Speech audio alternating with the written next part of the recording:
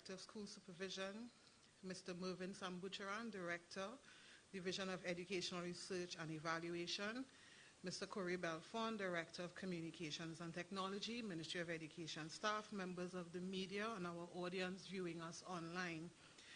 Good morning and welcome to today's press conference. My name is Rodolph Philip Simmons, Communications Manager at the Ministry of Education.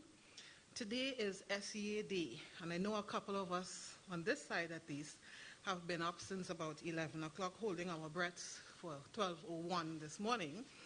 Some, of course, are wearing it better than others. I see our ITT director wears it very well. But as is the practice, immediately after the official release of the SEA results, which went to schools at 10 a.m. this morning, the ministry provides an analysis of this result.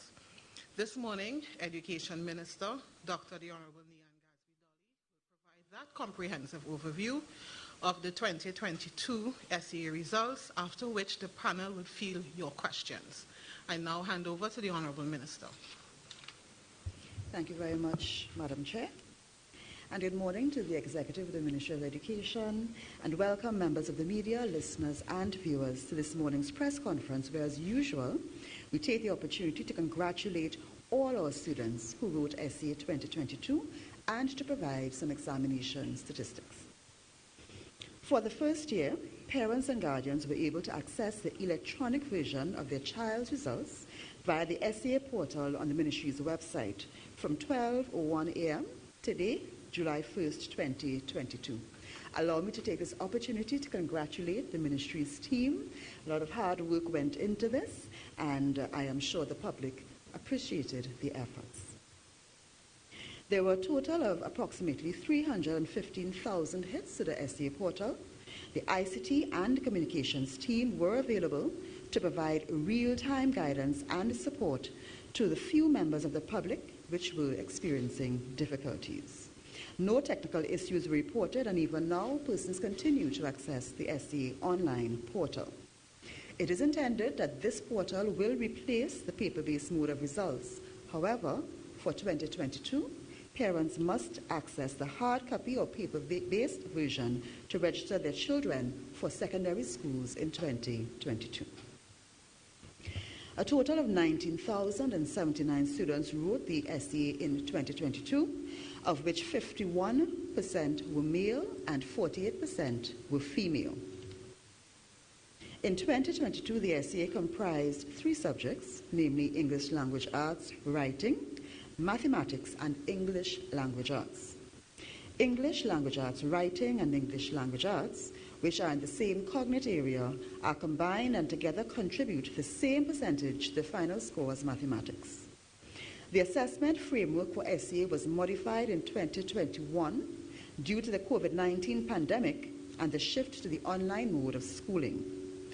There was a reduction in the number of items in the mathematics and English Language Arts assessments, and the type of writing for the English Language Arts writing assessment was provided to schools beforehand.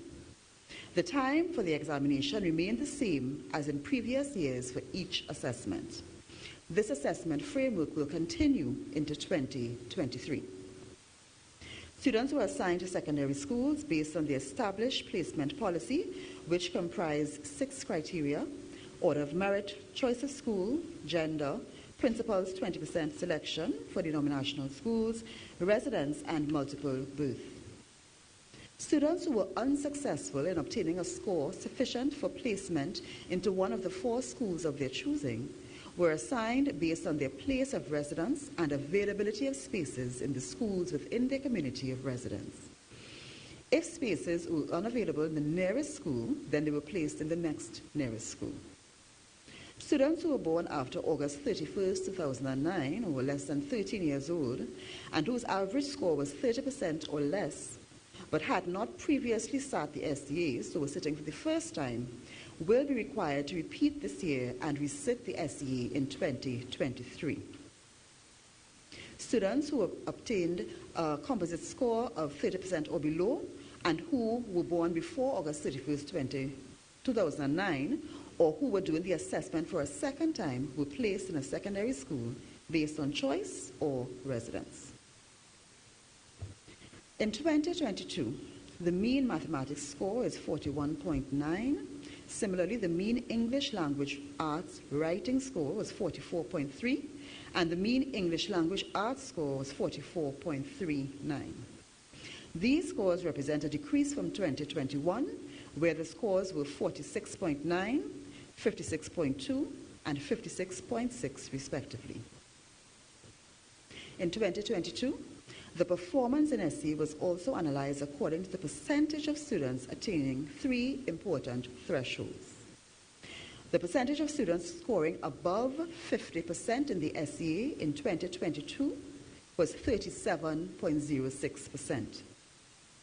This reflects a decrease from 2020, where the levels were 63%, and 2021, where the level was 52.49%.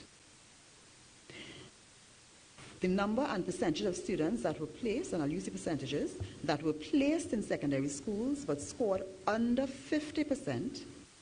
In 2020, it was 34.8, 2021, 44.9, and in 2022, 52.6. In 2022, the percentage of students scoring 30% or below was 27.81, compared to 17.7 in 2021 and 11% in 2020. The percentage of students that were placed but scored under 30%, placed in secondary schools scoring under 30%, in 2020 was 8.3, in 2021, 11.8, and in 2022, 17.5. The percentage of students scoring above 90% in 2022 was 0.47, compared to 2021, where this was 3%. What these statistics show is a clear reduction in achievement, and that certainly can be linked to the learning loss which has been predicted globally and locally due to the lack of face-to-face schooling. This particular cohort who wrote SE in 2022 would have been engaged in online learning for the past 2 years. They would have been into their second term of Standard 3 when schools closed. This endorses the need for the government to have returned students to the physical classroom, despite the challenges, to give them their best chance at educational success. In 2022, the number of students passing for their first choice was 21.6%, as compared to 20.2% in 2021 and 19.1% in 2020. And the number of students that have to resit SEA in 2022, the percentage, is 10.3% of those who wrote, as compared to 2021, which was 5.8%, and 2020, where the level was 2.6%. And let me say a special word to the parents of children who have been asked to resit the SEA. This is another chance for them to gain mastery of fundamental subjects that they would need for life. So it is disappointing, I know, and a number of parents have reached out to me to express their disappointment, but your students, your children are being given a second chance to be able to acquire much needed skills.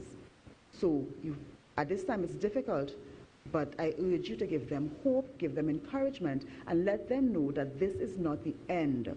They are better for having done the exam, and now they have that experience, and encourage them as they sit the exam again in 2023. The SEA is a competitive placement examination, the primary purpose of which is to secure for our primary school students places in the secondary school system.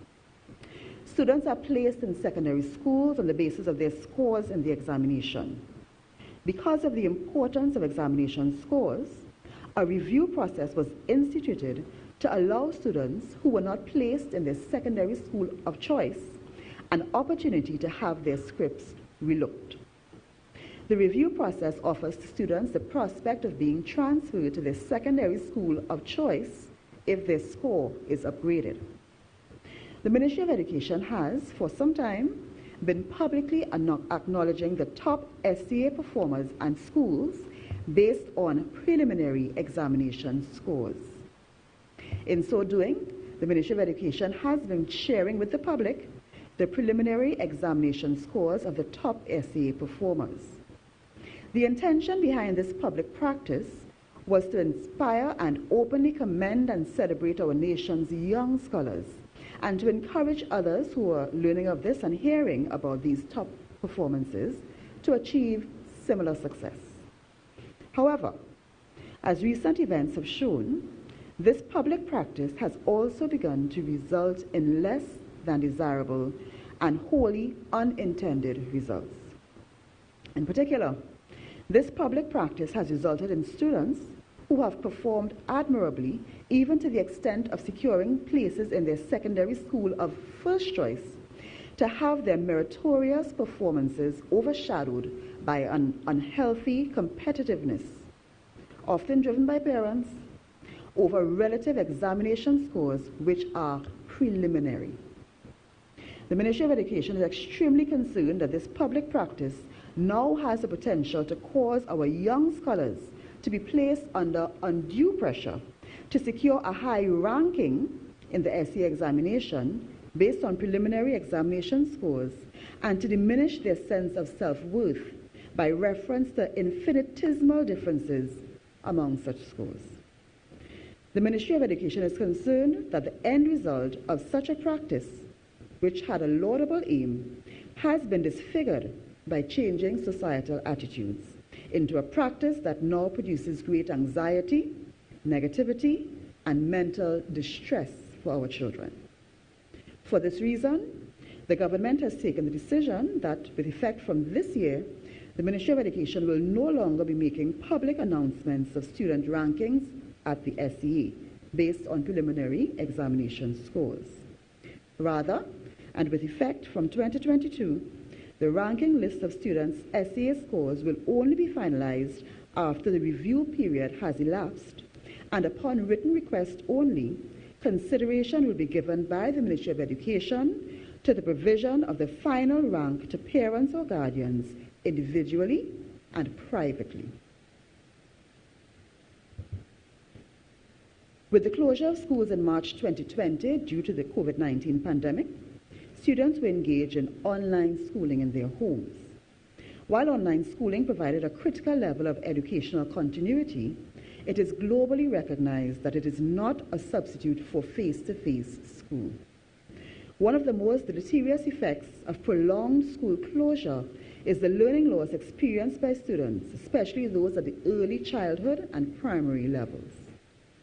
To ascertain the level of learning loss, the Curriculum Planning and Development Division of the Ministry of Education provided a diagnostic test for administration by teachers in mathematics and English language arts in October 2021. The results showed clear learning gaps with a marked increase in students achieving less than 30% in the SEA 2022 examination as well. This general decrease in performance reflects the global predictions of the learning loss and decreased performance of students associated with physical school closure. Over 9,000 students have scored less than 50% in the 2022 SEA, and therefore they will not be adequately prepared for the secondary school system. There is an urgent need to provide remedial instruction during the July-August vacation period in a physical setting to allow students to devote more time to acquiring competencies which will be essential for solid foundational education in the fundamental areas of mathematics, English language arts, and English language arts writing.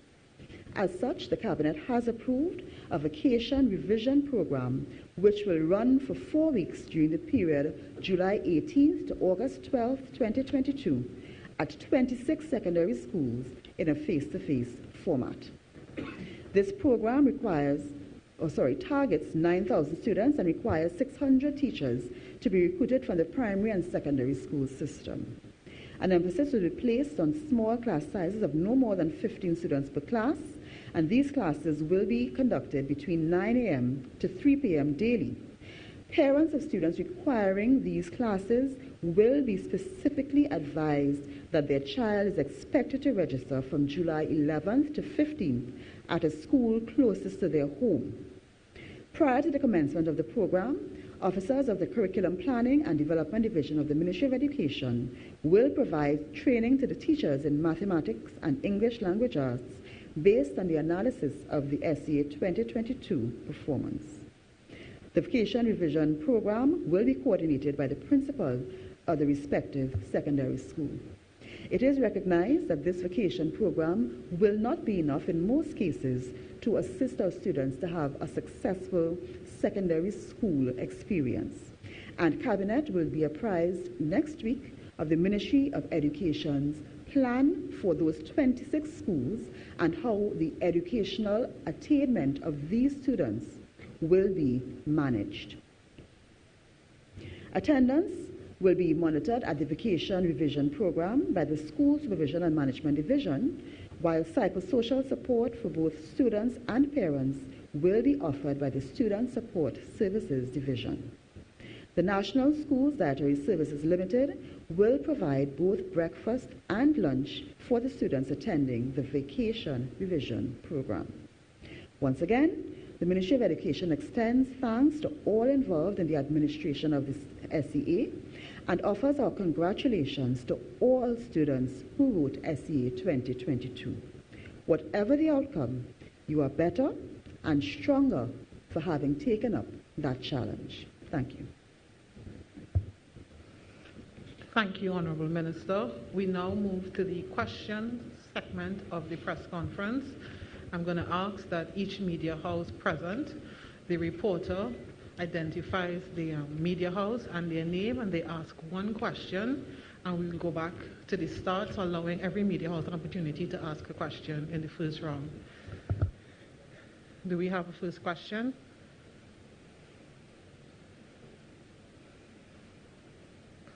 Remember your name and media house, please. Good morning, Carissa Lee from CNC3. This vacation revision program, do we have a budget? How much will it cost the government? Yes, there is a budget. It should cost, if all the students turn out, approximately $10 million.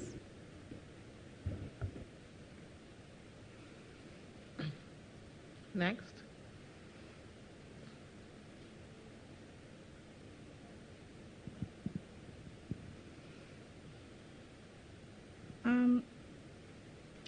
Minister, congratulations on the portal. I think it's the way forward. But a lot of people were wondering why 12:01. You know, students are sleeping, parents have work next morning. Would that be revised, as well as next year, would children still have to go to the schools to collect their slips? The portal is open even now. So parents, there was no impetus for parents to access it at 12:01. But if you are an SEA parent, have you been an SEA parent? You might know that at 12:01, the night before results, you're not sleeping, and your children are hardly sleeping as well. So it gave them a chance. That was a time of very low traffic on the, lowest traffic on the internet as well. So it was available from then, but it's available even now. So if parents wanted to access it at any point in time from then, they had the ability to, and they did.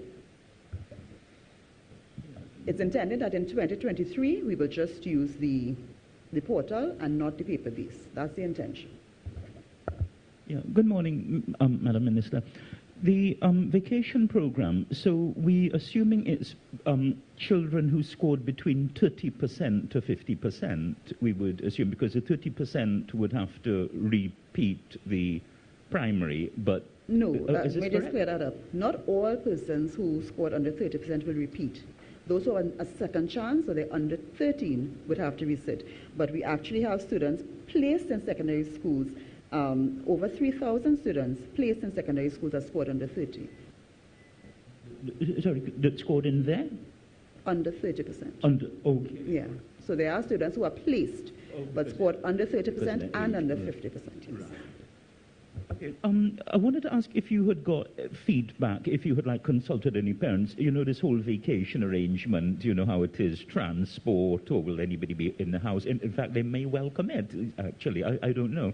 But have you got any feedback on, or have you consulted, did you consult, say, principals and say, well, how they they may react to having the kids out for like a month. I mean, as I said, they may well commit. We spoke with the principals of the 26 schools this morning to get their feedback on it to ensure that they have also spoken to us previous to this and indicated that these are the kinds of things that they need to prepare these students for transition into the school, both mentally as well as in terms of their academics. And in terms of parents, that's why we have instituted that students can attend a school that's having it closest to their home. We understand that parents, may have the challenges with transport and so on. So it's closer to your home. Even if that's not the school that you have been assigned to, you can attend closest to your home. And that's why we are also ensuring that breakfast and lunch are provided for the students.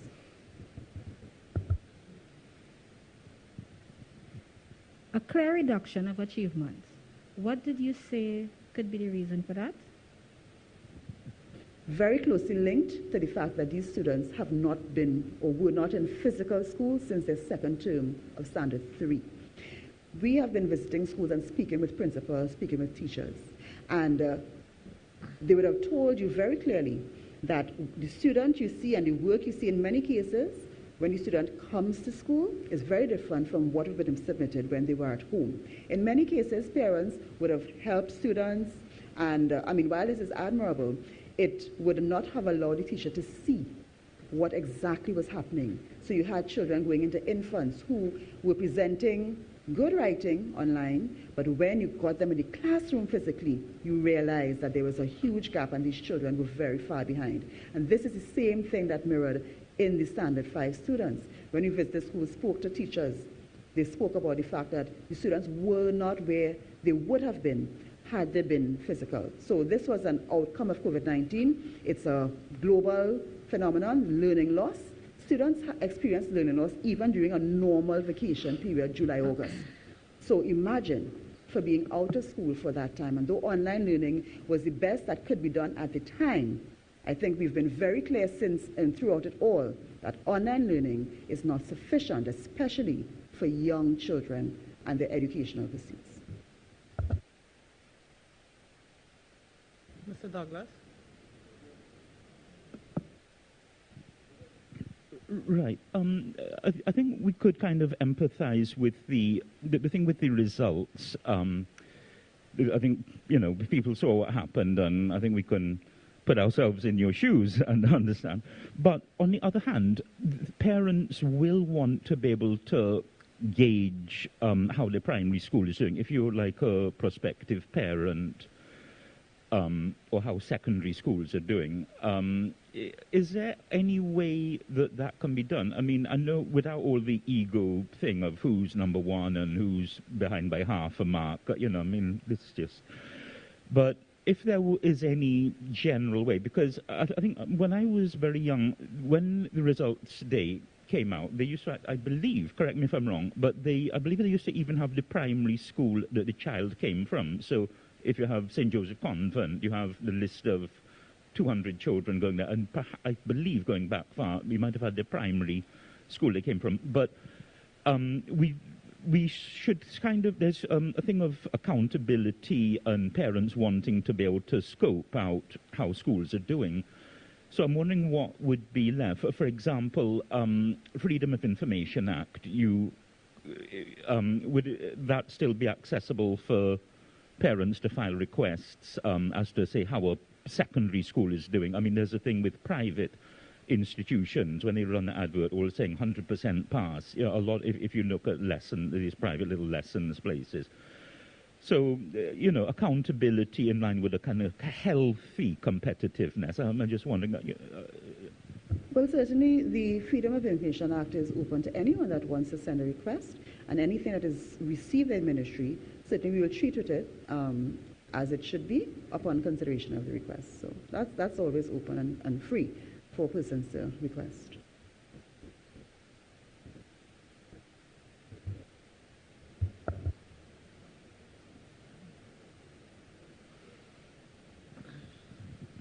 Your ministry took the decision not to publicly announce, the top student this year, and I guess moving forward that will be what will happen. You said until the results are reviewed, the final results. when will that review period end, and when can, parents request to find out, how their children did if they were the top students? Mid-August is the end of the review period.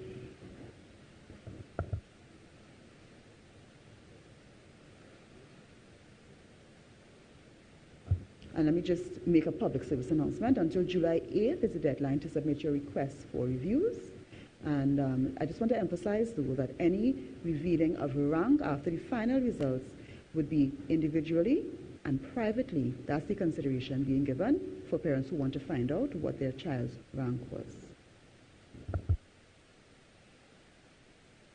Ladies and gentlemen, I take it we have no further questions. That being the case, I would like to thank the Honourable Minister and the head table for being with us today and providing the detailed overview of the SCA results 2022, for taking questions from the media. Again, I thank the media for their presence here today and the questions that they have put forward. Ladies and gentlemen, that brings us to the end of our press conference. Thank you very much, and please keep safe. Thank you.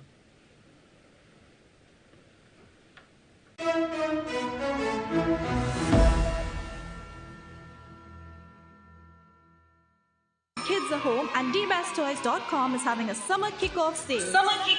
Your kids can have a blast this vacation with the latest toys, games, electronics, baby items, bikes, pools, hoverboards, and more from dbesttoys.com. Visit our store